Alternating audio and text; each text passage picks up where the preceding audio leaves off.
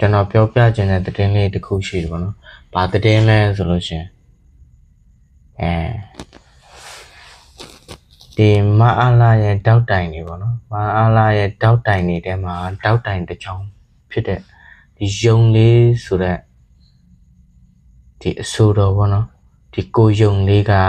ကိုယုံလေးလို့လေးစားသမှုနဲ့ခေါ်လိုက်မှာ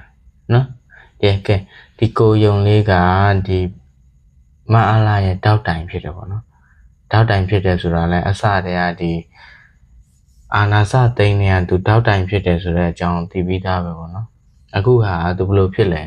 သိတယ်မလားဘလို့လဲနေကောင်းချမ်းမှချမ်းသာရှိရလားကိုယုံလေးအစင်မပြေရလား36,000ကျော်ရင်းနှီးမြုံနှံထားပြီးတော့ရိုက်ကူးထားတဲ့ဗီဒီယိုတစ်ပုဒ်ကကြည့်မဲ့လူမရှိလို့ပလုံသွားတယ်ဆိုတဲ့သတင်းလေးကဘလောက်နှဝင်ချိုလိုက်လဲပြီးရင်အနုပညာလောကကြီးကနေပြီးတော့တကယ်ပဲနှုတ်ထွက်သွားတော့မှာလားလို့ကျွန်တော်မေးကြည့်ချင်တယ်တကယ်လို့နှုတ်ထွက်သွားမယ်ဆိုလို့ရှင်လဲဘလောက်အဆင်ပြေလိုက်မှာဘလောက်ထိကောင်းလိုက်မှာပုံမမြင်ချင်တဲ့လူတယောက်ကိုမျက်စိရှိရနေဒီရုပ်ရှင်လောကကြီးကနေပြီးတော့အများဆုံးပျောက်ကွယ်သွားတော့မယ်ဆိုဘလောက်ထိဝမ်းသာလိုက်ကဲကျွန်တော်နဲ့အတူတစ်ချက်လောက်လိုက်နားထောင်ကြည့်ကြရအောင်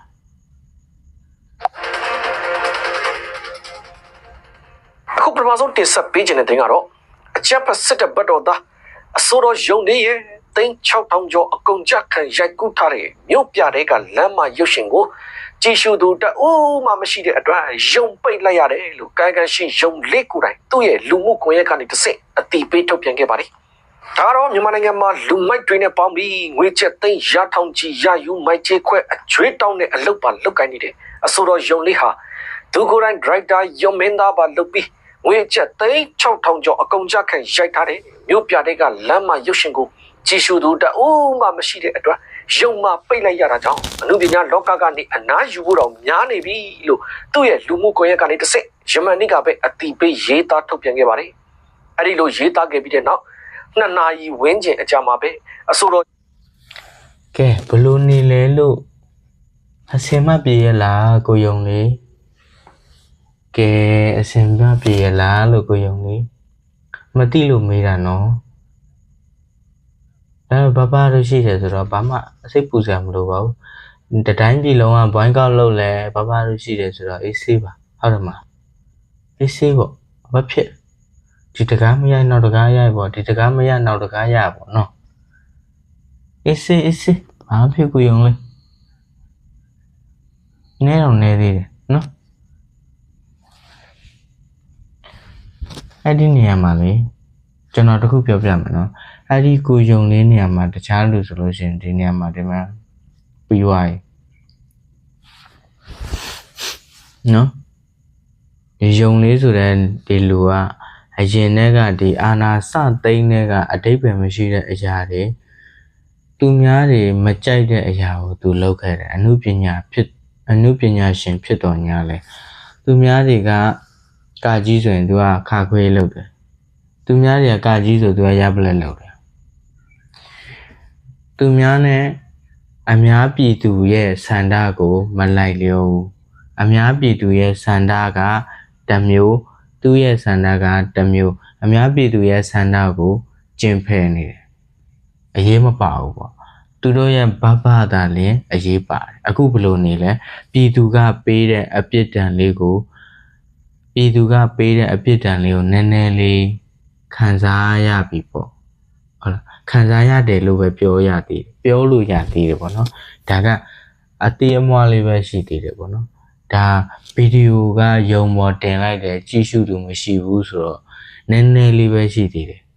နော်တကယ်လို့ယုံလေးတာအိမ်အောင်နေကြာကလေးတွေပါတယ်ကြာသူ့ရဲ့မိဘတွေပါတယ်နဲ့အဆင်ပြေနေပြီဆိုအဲ့အချိန်ကြာမှသူ့ရဲ့တားစင်မြေးဆက်ဆိုတာလာမှာပေါ့နော်တားစင်မြေးဆက်ဘွိုင်းကောက်လုပ်ခံရမယ်ပြည်သူလူထုတွေရဲ့ပြစ်ပယ်ခြင်းကိုခံရမယ်ဒီလိုတန်လေးတွေခံစားနိုင်နေမလားခ ခံစားနိုင်တယ်ဆိုရင်ဒီလမ်းကိုဆက်လျှောက်ပေါ့ဟုတ်တယ်နော်ဒီလမ်းကို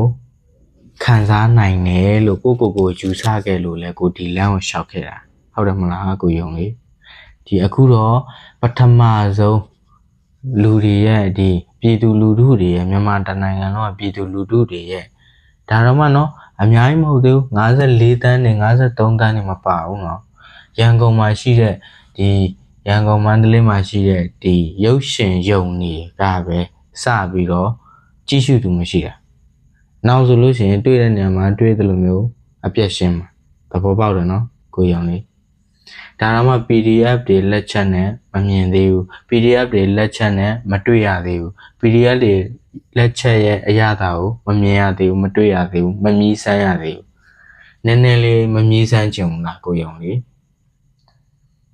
ဟုတ်တယ်နော်အခုက3,600ကျော်လေးပဲရှုံးတာနောက်ဆိုရင်အိုးအိမ်စီးစိမ်တွေရှုံးမယ်နောက်လာလို့ရှင်သားစဉ်မြေဆက်တီမျိုးပြုတ်မှာသဘောပေါက်တယ်နော်စောင့်ကြည့်တကယ်မဖြစ်ဘူးလားဆိုတာလာမပြောနဲ့နော်ဖြစ်လာလိမ့်မယ်တနေ့နေ့တစ်ချိန်ချိန်ဖြစ်လာလိမ့်မယ်ဘာကြောင့်လဲဆိုလို့ရှင်ပြည်သူတွေရဲ့ဆန္ဒကအများပြည်သူတွေရဲ့ဆန္ဒကညှဉ်းပန်းနှိပ်စက်မှုတွေကိုမလိုလားဘူးဒါပေမဲ့သူလုံနေ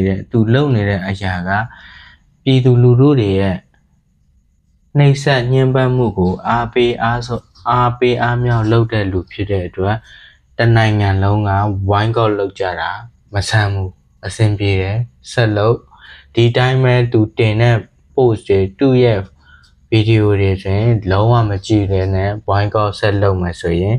ဒီလိုပုံစံမျိုးဒါပထမဆုံးပဲမြန်မာနိုင်ငံမှာဝိုင်းကောက်အလုပ်ခံရတာအထိ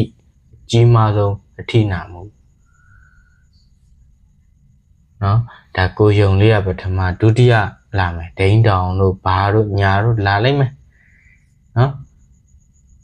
လာလိုက်မယ်စောင့်ကြည့်တစ်ခုပြီးတစ်ခုလာလိုက်မယ်မယုံမရှိနဲ့နော်လာလိုက်မယ်လာတဲ့ခါကျမှမျက်ရည်ဆန်းမလုံနဲ့ကိုယုံလေးဆိုရင်ခုနကဘာပြောသွားတယ်ကိတ္တမီဒီယာနေပြီးတော့ဗာလဲအနုပညာလောကကနေပါရက်နာတော့မှာလားအဲ့လောက်ထိလုပ်ဖို့လိုလားဒီတကားမပေါက်ရင်နောက်တကားဆက်ရိုက်ပေါ့3,600ပဲကုန်တာလေဘဘတို့ပြန်ဖြည့်စည်းပေးရင်အဆင်ပြေသွားမှာပေါ့မဟုတ်ဘူးလားဘဘတို့မှာပစံချမ်းသာတယ်သူတို့မှာတယံဇာတတွေအရန်ပေါ်တာဟုတ်တာအဲ့တော့ဘာမှအားမငယ်နဲ့ကိုယုံလေးဒီကားမရိုက်နောက်ကားဆက်ရိုက်ဟုတ်ပြီနော်အားငယ်စရာမလိုဘူးလေဘာအားငယ်ရမှာတော့အဲ့တော့အစင်ကိုးသားအစင်ပြေဖို့ပဲလိုတယ်လေကြံတဲ့လူဘေးပတ်ဝန်းကျင်ဘယ်သူမှအစင်မပြေနေပါစေကိုယ်ပဲအစင်ပြေရမယ်ကိုယ်ပဲချမ်းသာရမယ်ဆိုတော့လူအတ္တတွေလူငနွားတွေရှိနေတဲ့ရွေ့မြန်မာနိုင်ငံတော်တော်လုံးမချမ်းသာဘူးယုံလိုက်